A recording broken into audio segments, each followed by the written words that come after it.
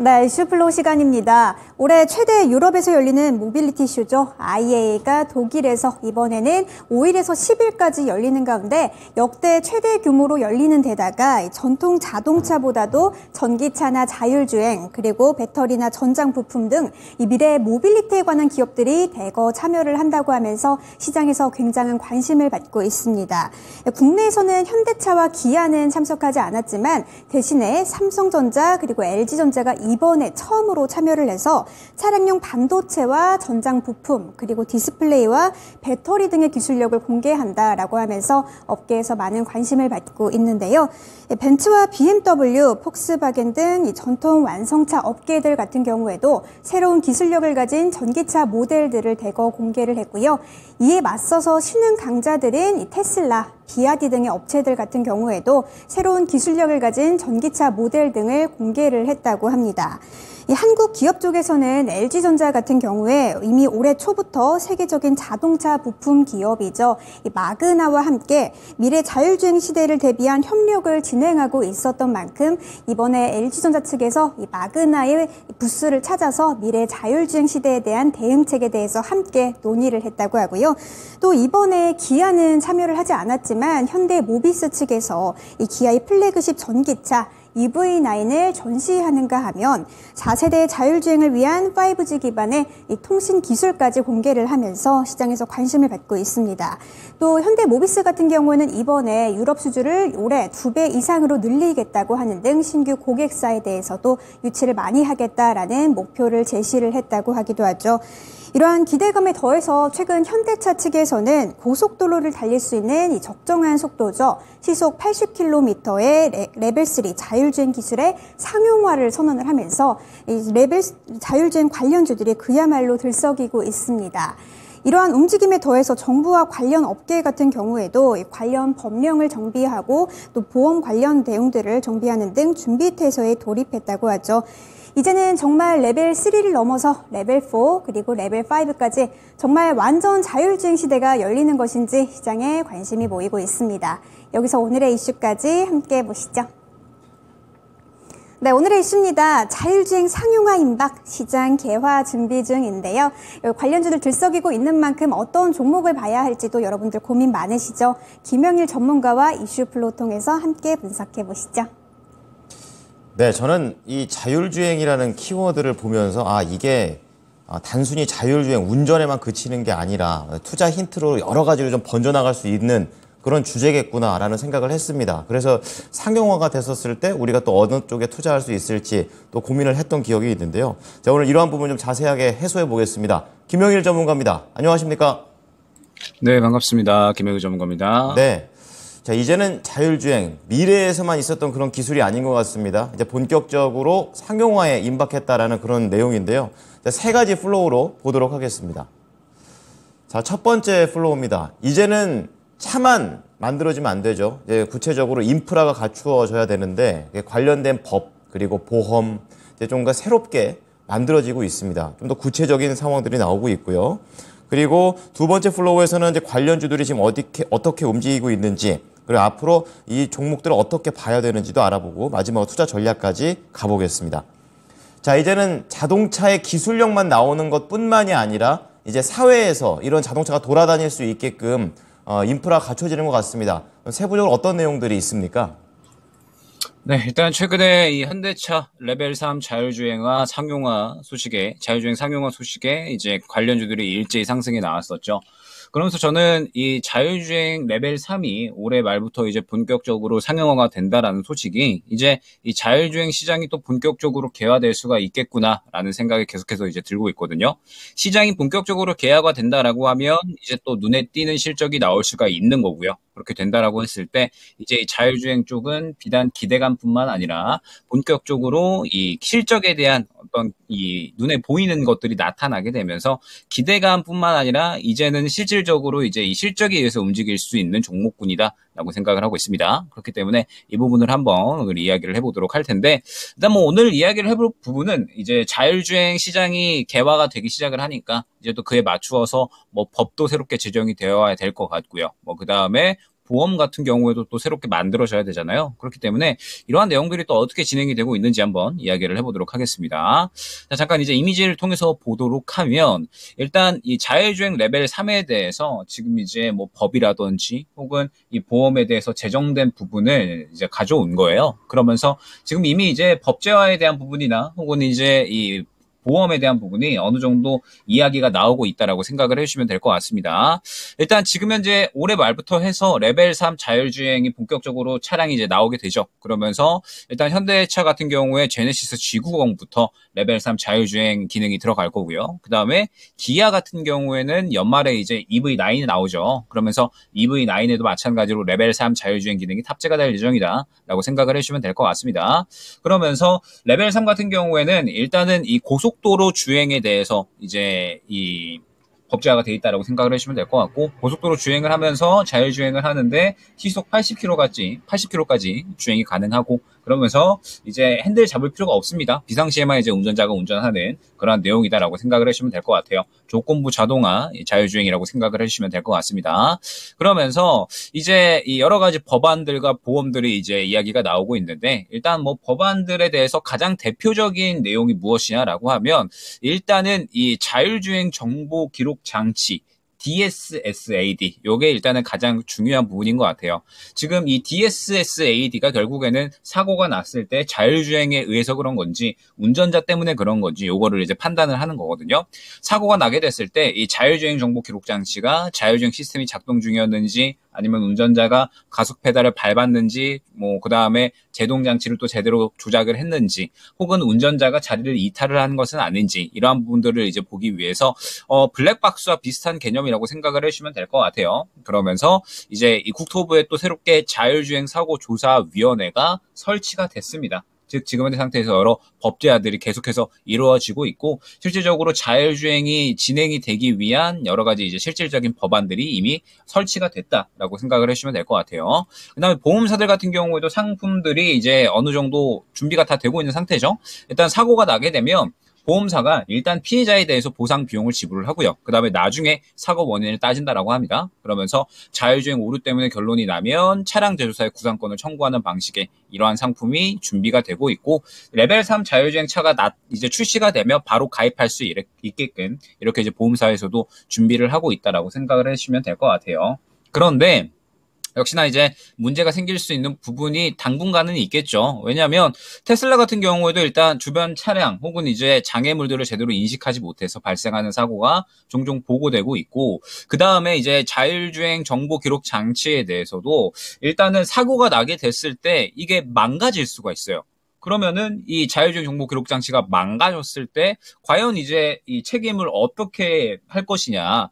당연히 차량 제조사 측에서는 이 차량 제조사 우리는 아무런 문제가 없다라고 할 거고, 그다음에 운전자 측에서는 또 우리는 제대로 다 작동을 했었고 자율주행을 제대로 이제 켜 놓은 상태에서 자리 이탈도 하지 않았고 운전자로서의 책임을 다했다라고 하면 이제 소송까지 갔을 때 또 책임 소지가 또 굉장히 애매해질 수가 있는 거거든요. 그렇기 때문에 당분간은 이제 이러한 부분들에 대해서 뭐 법적인 문제나 여러 가지 또 이제 이 책임 소재에 대한 문제들이 어느 정도 나타날 수가 있다라고 생각을 하고 있고, 그 다음에 지금 현재 상태에서 이 자율주행 시장이 본격적으로 개화를 할 것이다라고 이제 말씀을 드렸었는데, 레벨 3이 된다라고 하는 것이 사실 상당히 상징성이 있는 거였어요. 왜냐라고 하면 레벨 3부터 완전 자율주행의 영역으로 들어선다라고 보통 평가를 하거든요. 그렇기 때문에 지금 현재 상태에서 레벨 3 자율주행이 이제 상용화가 된다라고 하면 레벨 4, 레벨 5까지는 쭉쭉쭉 이어져 나갈 수가 있다라는 부분이 기대를 해주시면 될 것 같고, 뭐 중국에서 이제 바이두 에서 이제 뭐라고 이야기를 했었냐면 2년 후면은 이제 레벨 4 자율주행이 대규모 상업화 단계에 들어선다라고 이제 이야기를 했습니다. 레벨 4부터는 이제 거의 대부분이 자율주행이 가능해지는 거죠. 그렇기 때문에 뭐 지금 현재 상태에서 레벨 4 자율주행까지 쭉쭉쭉쭉쭉 아무래도 이 상용화 속도는 굉장히 빠르게 진행이 될 수가 있을 거다라고 생각이 되고 있고, 그렇기 때문에 이제 자율주행 시장은 본격적으로 개화가 된다라고 생각을 해주시면 될 것 같아요. 자율주행 시장이 본격적으로 개화가 된다라고 하는 건 이제 관련주들이 말씀드렸듯이 단순 기대감이 아니라 눈에 보이는 실적들이 또 나타나게 되면서 이제 이 실적에 의해서 눈에 보이는 것들에 의해서 움직일 수 있다라는 뜻이 되거든요. 그렇기 때문에 관련주들에 대해서는 계속적으로 흐름을 지켜볼 필요가 있을 것 같습니다. 네, 하긴 이렇게 사고가 나버리면 누구 책임이냐 이게 또 가장 클 것 같기도 합니다. 그럼 관련주들이 지금 어떻게 움직이는지 궁금하고요. 어떻게 나눠서 준비해 보는 게 좋을까요? 네, 일단 최근에 이 자율주행 관련주들 현대차 레벨 3 자율주행 소식에 지금 현재 상태에서 이제 어느 정도 수급이 들어가는 모습들을 확인을 할 수가 있었죠, 최근에.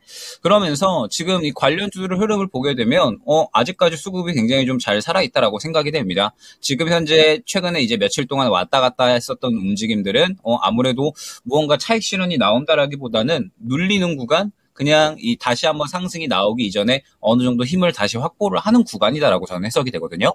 그렇기 때문에 일단 직접적으로 이제 인포뱅크라든지 그다음에 모트렉스 같은 종목들, 그다음에 그 외 다른 자율주행 종목들은 지금 현재 상태에서 수급이 살아있는 종목들이 있죠. 앞서 말씀드렸었던 이제 모트렉스나 이 인포뱅크 같은 이러한 종목들, 수급이 살아있는 종목들을 지금 현재 구간에서 어느 정도 이제 선별을 해놓을 필요성이 있을 것 같아요.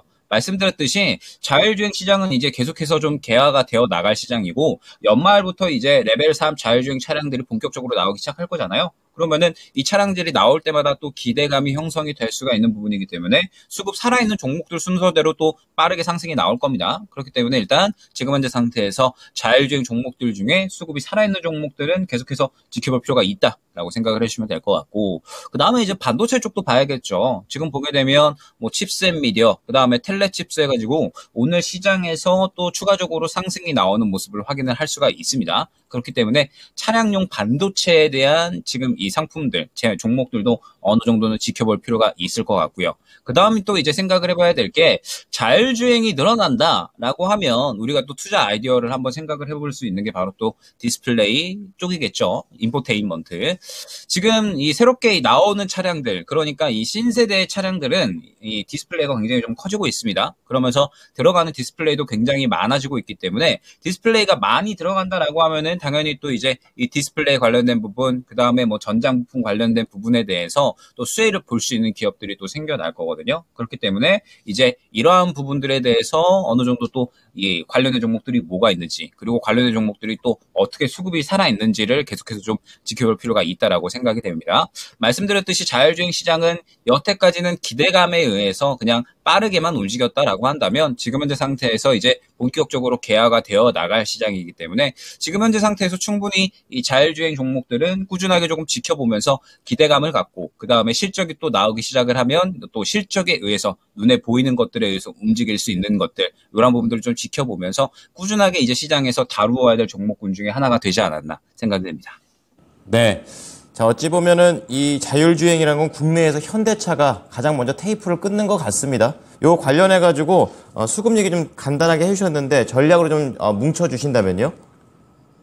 네, 일단은 지금 이 자율주행 상용화는 본격적으로 시작이 될 겁니다. 그러면 이제 앞으로 이 수혜 받을 수 있는 기업들, 그리고 이제 또 실질적으로 실적이 잘 나올 수 있는 기업들이 또 있겠죠. 그렇기 때문에 지금 현재 상태에서 꾸준하게 조금 지켜봐야 되고, 오늘 이 시장에 대해서 조금 더 이야기를 해보면 오늘 시장이 또 연속적으로 좀 하락을 하고 있습니다.